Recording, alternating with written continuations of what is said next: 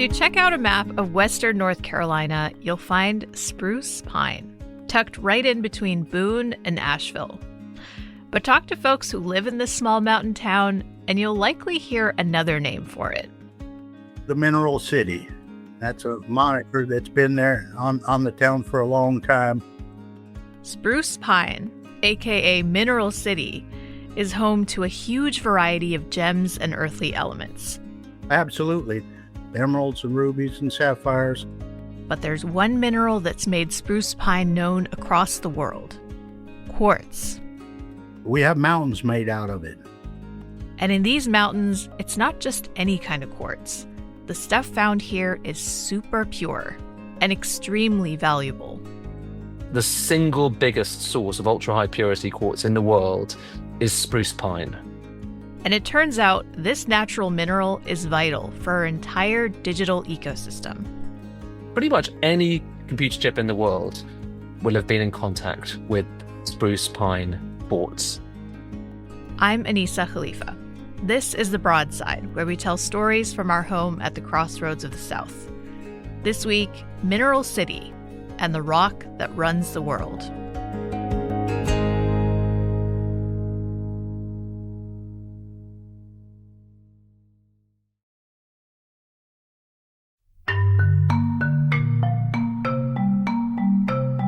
The minerals found around Spruce Pine are old. I mean, like dinosaur old. These rocks here are very, very old, touching on about 380 million years old. So there's a lot of history here, and if you focus on it, you can kind of get in tune with it. This is Alan Schabilion. He's lived with his family in Spruce Pine for more than 40 years. He's a business owner and a proud rockhound. A rockhound is a person that, when walking around talking to people, stoops down and picks up a pretty rock. I'm a rockhound. I'm not a geologist, but I'm a rockhound.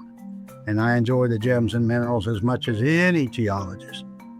Alan's the owner of Emerald Village, a gem and mining tourist attraction that features 12 old mines that are open to the public. They give underground tours where people can see different tools and pieces of equipment. And they even give folks a chance to do some digging of their own. That's the most popular thing here, to come here with the thrill of discovery and go home with a real gemstone. Now, it may not be a real valuable one, but you never know. Yeah, and that's the thrill of it, right? Absolutely. Yeah. That's our producer, Charlie Shelton Ormond. He caught up with Alan to talk about Spruce Pine's mineral abundance.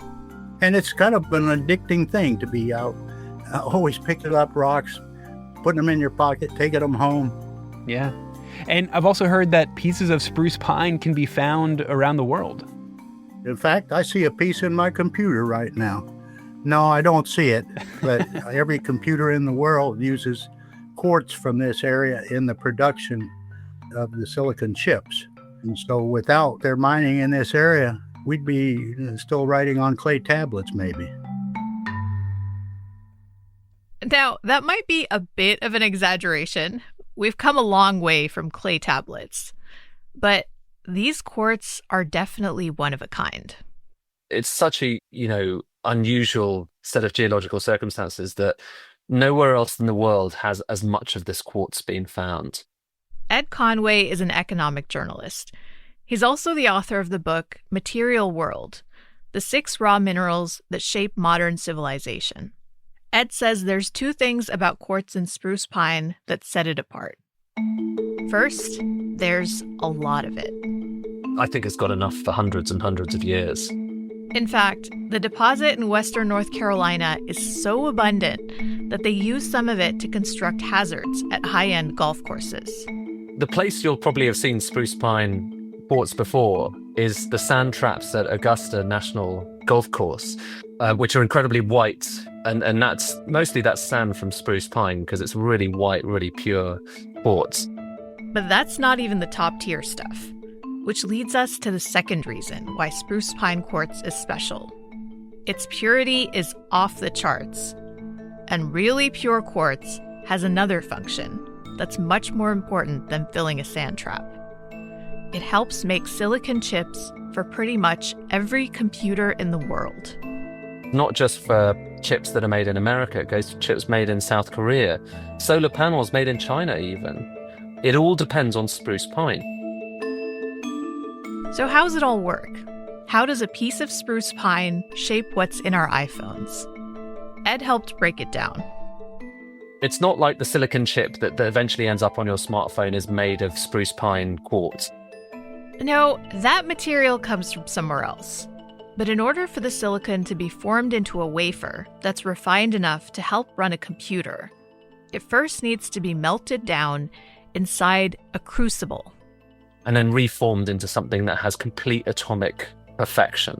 And in order for that to work, you need a crucible that is made of or lined with ultra-high purity quartz. And the single biggest source of ultra-high purity quartz in the world is spruce pine. And so pretty much any computer chip in the world, in the process of turning it into a silicon wafer, so in the process of it being turned from a rock into something perfect, it will have been in contact with spruce pine quartz. There's some good stuff found up here. The quartz found in spruce pine might be its biggest claim to fame. But for locals like Alan Schabilion, mining is a foundation for the community and goes beyond just one mineral. Everybody knows people that work in the mines around here. The mines are the largest employer in the area. And that's been the case for a long time. The region's commercial mines have been powering the local economy and supplying the world with minerals from mica to kaolin since the mid-1800s. And they've become known for being very good at what they do. Those trade secrets are part of the reason why Spruce Pine is the global capital for mining quartz. Today, there are 2 quartz mines in the area, each run by companies based in Europe. One of them, Spruce, took over their mine back in the 1970s, and they've developed something of a reputation. It is quite secretive. So mining companies are not going to let you into their labs so you can see how they refine it, how they do what they do to it. These people who run these mines are incredibly secretive. They don't ever let people in. And they're secretive because, like, if you ran some of the most important sites in the world, where you have basically a monopoly on this incredibly important mineral, there's not all that much incentive to let nosy journalists like me in, which I guess is fair enough, but I'd love to see it. Spruce Pine's ultra-pure quartz are unique, but it's not the only place where the precious mineral is found. It's actually scattered across the world. It's in Brazil, Australia, China. But right now, nowhere but Spruce Pine can mine what's needed to make those crucibles. And Ed Conway says that's something of a double-edged sword. It's basically a single strata of rock that comes out of the ground in Spruce Pine, North Carolina. And I find that kind of both amazing but also like terrifying at the same time. We put a lot of our eggs into like one basket, and that feels like it's pretty important. So what if something were to happen to that basket? Like, let's say, a hurricane and a 1,000-year flood. From the mountains to the metro, the storm bringing heavy rains and forcing winds up to 50 miles per hour. We're already seeing that massive flooding. Sadly, the storm already turning. That's coming up after a short break.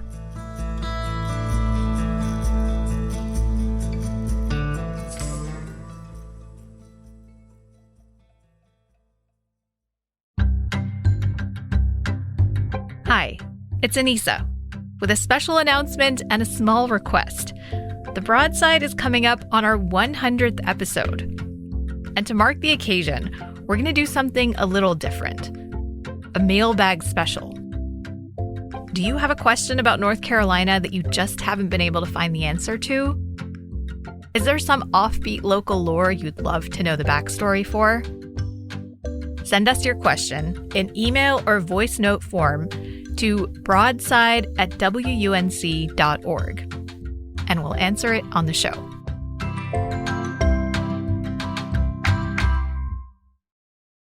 At Radiolab, we love nothing more than nerding out about science, neuroscience, chemistry. But we do also like to get into other kinds of stories. Stories about policing or Politics, country music, hockey, sex, of bugs. Regardless of whether we're looking at science or not science, we bring a rigorous curiosity to get you the answers. And hopefully make you see the world anew. Radiolab, adventures on the edge of what we think we know. Wherever you get your podcasts. When Ed Conway was doing research for his book Material World, he learned something pretty wild about the quartz in Spruce Pine.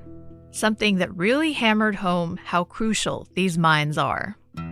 One of the things that someone said to me who used to work in one of these mines is, if someone flew over Spruce Pine with a crop duster with a particular chemical in it, he told me what the chemical is, but said, don't print this, and then scattered this onto the mine, then you would shut down global chip production in a matter of months, because suddenly you wouldn't have the quartz, you'd have none of the crucibles, and therefore people couldn't make the silicon wafers, which is terrifying, obviously. That's crazy. Yeah. For Ed, this points to a bigger issue and some scary kinks in the supply chain. Pinch points in the complex global economy that often are overlooked. Well, this is like one of the most important pinch points, if not the most important pinch point, certainly, that I've ever come across, which is that global computer production basically all depends, right now at least, on a single mine. It's split into two. There's two companies mining it, but it's basically a single place. And what you get at in your book is we should be more aware of these pinch points, right? And more generally aware of, like, if we buy a new smartphone, that's only possible because people are mining in Spruce Pine. Yeah. If we need stuff, you order it and it will arrive on your doorstep. And that we don't need to spend all that much time thinking about how it gets there. The market just provides it. And most of the time it does.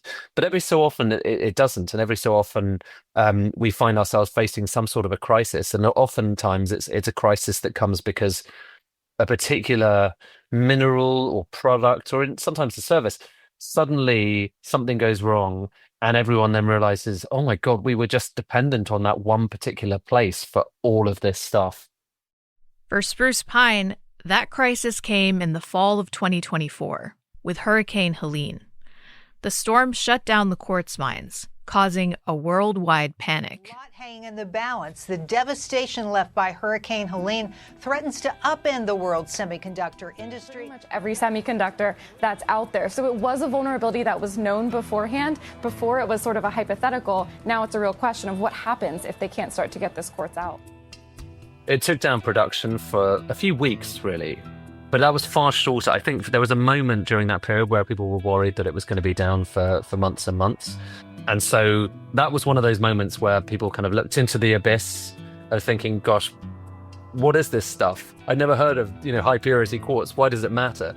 And then the mine got back up and running. And now I guess life has returned to normal and people are no longer thinking about it. And I imagine until the next crisis, whatever that crisis might be, I imagine things will continue that way.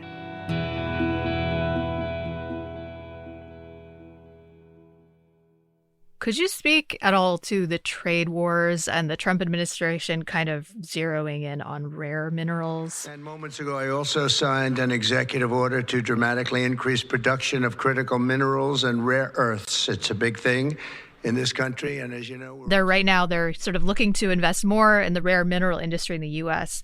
Do you think that Spruce Pine has any role to play in this increased investment? Well, I think Spruce Pine is actually kind of a rare example of an important material that America has a near monopoly over. There aren't many of those. The vast majority of mining of minerals now happens in other countries. So although America had a lot of stuff in the ground, the vast majority of stuff, raw materials, comes from kind of all over the place. And that's just the way that we've arranged the world in over decades. U.S. and Chinese officials met in London last week, agreeing on a framework for trade negotiations to continue. At the center of the agreements, rare earth minerals. We'll discuss this and more. And most rare earths are processed in China. And so the world is dependent on China for rare earths because kind of no one else wanted to do it. If that's shifting, okay, and if America wants to produce more of this stuff, there is no physical, like geological reason why it couldn't do much more of this stuff. But A, it's going to take a long time. And B, if you are going to do it through tariffs and through trying to set up more mines in America, it does mean that everything is going to be a bit more expensive. It's just, that's the nature. The stuff is cheap right now because it's in China and there are kind of lower environmental standards. But even so, it's cheap and people like things being cheap. And, I understand there's a lot of contention over the debate on tariffs, but there is a more fundamental kind of truth underneath this, which is that we have arranged the global economy in a way over the last few decades that has enabled everything to just be as cheap as possible and for us to be relatively agnostic about where it comes from. And if that's changing, then that will have some profound consequences for how cheap everything is. But that is the conversation that we ought to be having in the coming years. And ultimately, Ed hopes that conversation might lead to a re-examination of our relationship with the material world. 100 years ago, 200 years ago, many of us would have been working in mining or would have had family that were working in mining. And so we'd have a direct connection. We would understand when we picked up an object or ordered an object from online, he would understand physically what it took to get that object out of the ground and get it to you. And I think you would respect it more as a result. These days, we live in a kind of consumerist society where we're almost encouraged not to think about the journey things have been on before they come to us. And as a result, I just don't think we respect them as much as we do. And so we dispose of them much more readily than we would otherwise, I think. Back in Spruce Pine, Alan Schabilion shares Ed's sentiment. And he's doing what he can to give rocks some more respect, one visitor at a time. He told Charlie that the mission at Emerald Village is grounded in connecting people to the world underneath their feet. One is to preserve our mining heritage. Second is to share it. Mm-hmm. What keeps you going out there and looking for gems and minerals? You've been doing it for decades, so what keeps you going out there? Well, you always keep hoping to find the big one, the $1 million emerald. But I don't really look at it for the money. I enjoy getting out in the mountains. I always have an eye to the ground though as I'm walking around, because you never know what you're stepping over or what's buried just underneath your feet. Perfect. Well, I think I'm going to go outside now and walk around, look for something interesting on the ground. Thanks so much for chatting with me, Mr. Schabilion. I really appreciate it.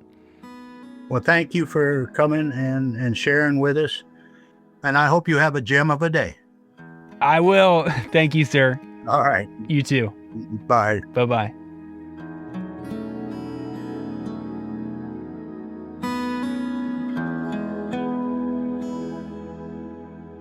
This episode of The Broadside was produced by Charlie Shelton Ormond and edited by Jared Walker. Our executive producer is Wilson Sayre. The Broadside is a production of WUNC North Carolina Public Radio and is part of the NPR network. If you have feedback or a story idea, you can email us at broadside@wunc.org. If you enjoyed the show, leave us a rating, a review, or share it with a friend. I'm Anissa Khalifa. Thanks for listening, y'all. We'll be back next week.